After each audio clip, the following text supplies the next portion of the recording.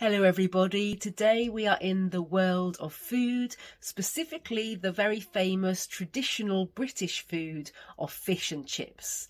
Now I'm going to assume that you all are familiar with the name or the concept of fish and chips, but do you know about its accompaniments? So first of all, before we proceed, let's just go through the word accompaniment.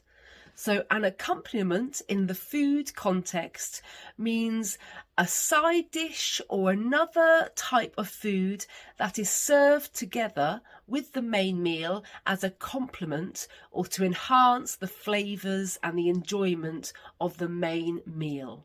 Okay, so for example, this wine is a great accompaniment to the fish dish, or chutney is a great accompaniment to a strong cheese. So it refers to a dish that goes very well, is a perfect match with the main menu. So on that note, if you go into a fish and chip shop in the UK, what are some of the traditional accompaniments that you might see on offer and that you might be brave enough to try? Let's take a look. Let's start with two sauces that are very traditional served with fish and chips, and the first one is tartar sauce. Now tartar sauce is probably more like a dip. It's made with mayonnaise, pickled gherkins, capers and lots of lemon juice. It has a very tart but also creamy flavour, and we're definitely going to dip our chips into the tartar sauce. The second one is curry sauce.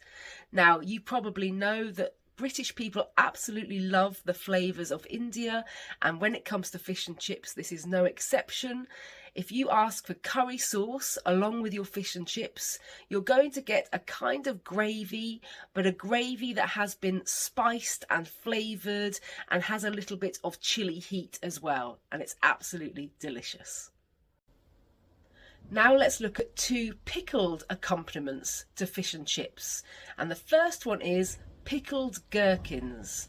So a gherkin is kind of like a weird looking cucumber, and it's been preserved in vinegar. So it has a very sharp flavour but a very crunchy texture. Very delicious.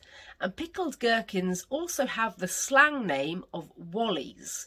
So a pickled gherkin is a wally. So if you're at the counter, you want to order a pickled gherkin, go ahead and say, I'll have a wally please. And the second accompaniment is a pickled egg. Again, the pickled eggs have been preserved in vinegar, so they have a very sharp flavour, but a softer texture compared to the pickled gherkins. In any fish and chip shop, you will see both these items probably in glass jars on the counter, and don't be scared, go ahead and add them to your fish and chip order. They're absolutely yummy. And last but definitely not least, we have the humble mushy peas.